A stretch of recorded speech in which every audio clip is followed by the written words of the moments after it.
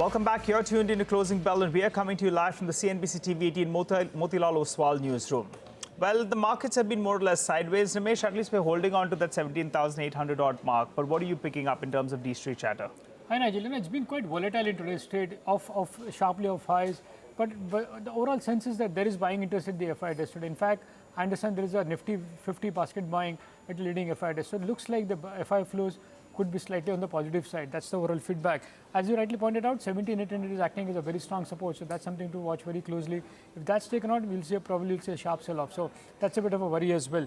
The other worry for the market is the fact that the bank Nifty is not performing. Every day, you're seeing other stocks doing good, but the bank Nifty is under pressure. Sometimes, someday it's a private bank. So today it's a case of PSU banks under pressure in trade today. So that's something which is a bit of a worry sign. The other thing, the feedback is that the cash volumes have dipped very sharply, and that's because of the new new margin norm. So looks like the market will take its own sweet time to settle down with the new margins. Till then, probably you'll not see large cash volumes. So that's a bit of a worry. But today, though it's volatile, my sense is there is positive bias from the larger FIs. Because of these new norms, fairly large trader said this tongue-in-cheek. He said it appears that the full market has gone on ESM, with the kind of tepid volumes that we have seen. Yeah. But plenty of stocks, Nimesh, are moving around. So tell us, what's the buzz out there? So in terms of individual names, the first stock on my list today is Interglobe Aviation. Again, the stock is under pressure today.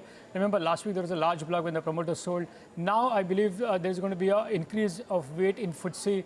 And that is likely to be announced very soon. In fact, the expectation is that could lead to a buying of between $13 to $15 million as and when the changes happen. So that's something to track going forward. That is Interglobe. The second stock is Dishman Pharma. A big move in that stock. Even today, the stock is up 39%. This month, the stock is up 45%. That's the kind of move you've seen in this stock. And overall chatter and the feedback was that one of the leading mutual fund, domestic mutual fund, was an active buyer in this stock of late. And then you're seeing a big move in that stock. The third stock is Syngene. Again, on a weekday, that stock is buzzing in trade up 2%, largely on back of strong buy flows at an FIS. So first signs of some bit of buying back after the large block where the promoter sold a large chunk to larger institutions. So opposed that, today is the first day when there is some bit of buying this is back.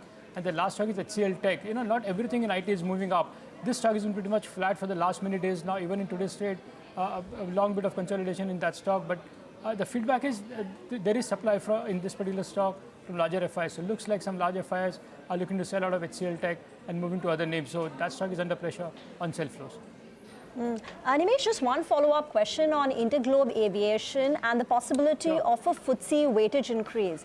What could be the extent of it? Because the block deal which took place last week was just to the tune of about 4%. Does that change the free float to a great extent, which can result in a lot of buying? And secondly, when can we expect this announcement? Does the FTSE rebalancing happen quarterly, fortnightly? Go ahead. So Rima, in terms of how much weight it will increase, the overall feedback is this will lead to a buying between $13 to $15 million. In terms of number of shares, close to 5 lakh shares, which would mean on an average, 3x of the daily average. That's the number which the street is talking about. Now, when it comes to change in the FTSE, I guess for these particular kind of deals where the promoter sells stake and the free float goes up, there is no specific deadline. Just look at what happened to Coforge, a couple of weeks back. I guess the Coforge block happened on the 13th of February.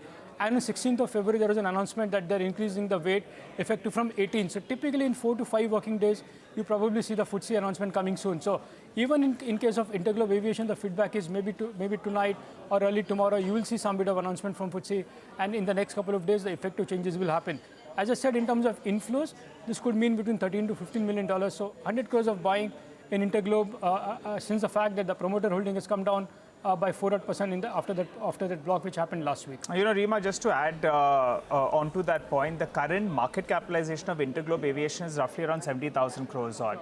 The free float is only around 20,000 crores. 4% was around 2,500 crores. So effectively, the free float will go up by close to 10%. Correct. From around 20,000 crores, it will go to around 22,000 crores. From 18,000, it went to around 20,000. So on a base of the free float, it's rather large. So as a percentage of the total market capitalization, it doesn't look of course, so that because it's 4%, so it's not going to have much of an impact. But the fact is, do remember that there is a lot of short positions as well. Yes. A lot of people had shorted the stock in anticipation of the block deal at a discount and all. So that's going to play out. But clearly, from a feedback, the overall feedback is that close to 5 lakh shares or $13 to $15 million is expected in terms of fresh inflows in Interglobe very soon.